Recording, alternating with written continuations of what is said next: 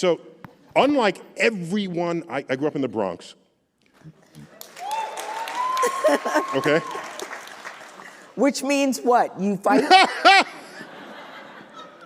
Bronx in the house, apparently. Isn't that where Jennifer Lopez is from? I'm still Jenny from the Bronx. Yeah, there's a few folks from the Bronx, okay? Yeah. And you say, the Bronx, okay? And I just barely made it here tonight because, like, in the Bronx, I'm a Yankee fan, and they're playing, like, right now. Oh, okay? yeah, So I'm just saying, right? Yeah. But that's okay, it's the first game out of a series, so we good. Yeah. I won't rush out of here. In the Bronx, so everyone I grew up with got into multiple fights throughout their school years with some bully, whatever. These were the days when it didn't occur to anyone to report bullies to the principal. It just didn't occur to you. You just kind of had to deal with it. Yes.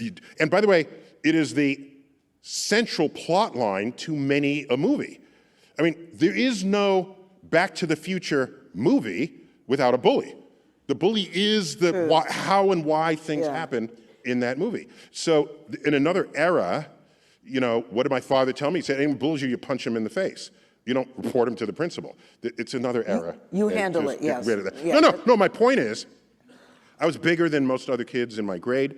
I was also, in high school, captain and undefeated on my wrestling team. I also studied martial arts. So I was a geek who could actually kick your ass, okay? But I'm just saying, I'm not bragging or anything. You're not bragging, you're just stating facts. It's just the facts. Just facts, okay. I'm just saying, okay? So yeah, I could totally kick your ass. But I never got into a fight in my entire life. And there was one time— I think that's good, though. Oh, no, I agree. There was one time a bully pulled a knife on me.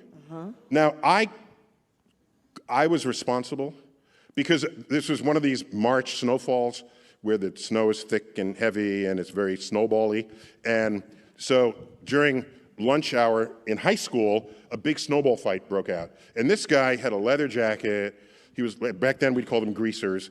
And he was a non-combatant, but happened to be on the side where we were throwing snowballs. A non-combatant. Okay, and he was leaning against a car, might have been his car, because they all did mature things that I had cars and stuff, or motorcycles. So he's leaning against the car and his girlfriend is on his arm. And I threw a snowball and it arced and hit him right here, right? Yeah. And his girlfriend saw that, okay? And so he got very angry. This is not in the book, by the way, but you should, just so you know what I've been through. So he was clearly embarrassed. He wasn't hurt. But he was embarrassed. His girlfriend is right here, and he's got a leather jacket. So out came all the epithets. Nigger this, you don't come back through there. I see you in school, I'm gonna cut you, don't you, blah, blah, blah, blah, blah. And he just on and on and on. And so at the end of the snowball fight, because the period ended, I start migrating towards one of the doors, and he's on an intersection course. Migrating towards, did you guys catch that? I would say I walked over the door. I started migrating is a good word. To one That's of the a doors. perfectly good word. I didn't say it wasn't a good word. Okay, so migrating towards it. And I said, he's going to intersect me. Let me go to a different door. So then he has to walk a little faster to do that. And then he intersects me. And I don't think he realized from afar that I'm about an inch taller than he is. Okay, so he had to look up to me. And he's in biker boots. So he pulls out a double— And his girlfriend is watching. I don't remember the girlfriend because I just paid attention to the knife, okay? There might have been— his girlfriend might have been there. There was not thinking. So he pulled out a 007, look it up. It's about a 6-inch blade. It's a locking blade. And this was a scene like right out of the knife fight in West Side Story. You know, the knife twists like this and you see the reflection of the sunlight. And he says, you hit my jacket with a snowball, okay, or something. He stated the facts. Yes. So I said to myself, he's got a knife. I could probably disarm him before he has a chance. Very fast reflexes, too. I don't mean, I'm just saying. It's just what that is. It's the Bronx. You gotta, okay? So I could do that and incapacitate him, But then that would just embarrass him more.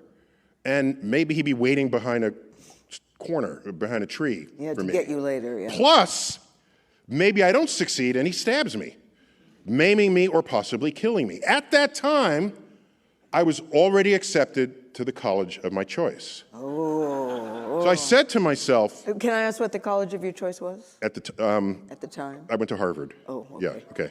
Thank you. Okay.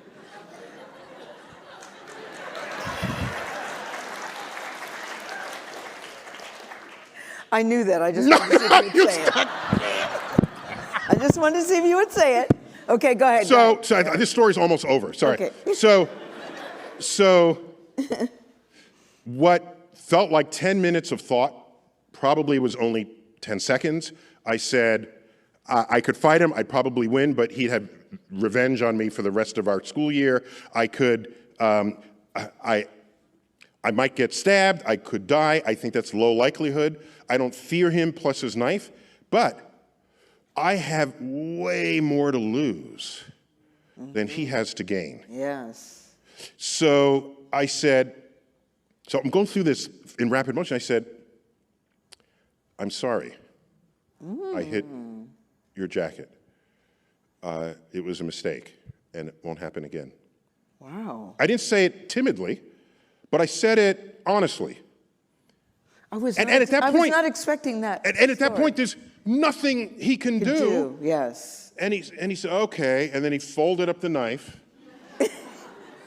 And then, thenceforth, we like waved to each other in the corridor. Yes. Right? And so... And what is that your was my message? first What's your experience with détente, right? okay. Or whatever the politicians call it, Yes. you know? Yes. And so if you let your ego get in the way, there's bloodshed, particularly testosterone and all of this. Yeah. My point is, maybe if I didn't wrestle, that would have to come out some other way, but I would leave all my testosterone on the mat. Yeah. And so I had if being a guy means you have to fight, I did fight on the wrestling match. That's where it all but went. look how you did it. It reminds me, I was younger. I don't really think I've ever had a temper, but I was in the car and somebody cut me off and my children were little. They were still in car seats and I'm amped up and I'm going after her. What? You chasing someone in your car? With children in car seats. What? With children in car seats. I'm not proud of it, but that was back in the day. You're chasing somebody? Chasing. Don't you realize, woman? I know, chasing on the highway. It's stupid. But so I get next to her and I'm, and she goes, sorry. And all I could do was, that's okay. That's right. So it reminds me of that story. I mean, and then I felt like an idiot that, God, Gail, you got that worked up for what? Right. But I just said, it's interesting that It's disarming. It is. Right. I realized in that moment, she probably didn't even know she cut me off.